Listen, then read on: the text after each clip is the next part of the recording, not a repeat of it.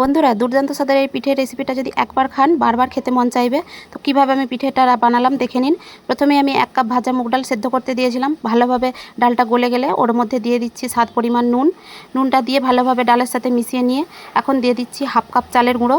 1 cup ডালের জন্য 1/2 cup চালের গুঁড়ো লাগবে। ভালোভাবে চালের গুঁড়ো আর ডাল মিশিয়ে নিয়ে একটা শক্ত ডো বানিয়ে নেব। এখানে আমি কিছুটা নিয়েছি নারকেল কোড়া, ভালোভাবে ছাই মেরে নিয়েছিলাম আগেই। এখন হাতের মধ্যে অল্প তেল দিয়ে কিছুটা ডো নিয়ে একটা গর্ত বাটির শেপে তৈরি করে নিয়ে অল্প নারকেলের পুর দিয়ে মুখটা চেপে দিয়ে পুলি পিঠের আকারে শেপ দিয়ে তৈরি করে নিলেই পিঠে তৈরি হয়ে যাবে। এখানে আমি কয়েকটা পিঠে তৈরি করে নিয়েছি। এখন গ্যাসের মধ্যে হাই হিটে তেল গরম করে নিয়ে পিঠেগুলো সব ভাজা করে নেব। অবশ্যই গ্যাসের ফ্লেম হাইয়ে রাখতে হবে, না হলে পিঠেগুলো সব ভেঙে যাবে।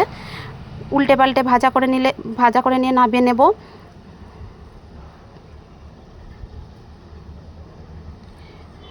এখন কড়াইয়ের মধ্যে দিয়ে দিচ্ছি 1/2 কাপ চিনি আর অল্প সামান্য জল। এই জলটা দিয়ে চিনিটা গলা পর্যন্ত অপেক্ষা করব। এখন দিয়ে দিলাম 2টো এলাচ। ঠিক একতার হওয়া পর্যন্ত চিনির শিরাটা তৈরি করতে হবে। ওই গ্যাসের ফ্লেম বন্ধ করে দিয়ে পিঠেগুলো দিয়ে চিনির শিরার মধ্যে ভালোভাবে মিশিয়ে নিয়ে সার্ভ করে দিলেই তৈরি হয়ে যাবে আমার মুগ ডালের পুলি পিঠে, মুগ পুলি।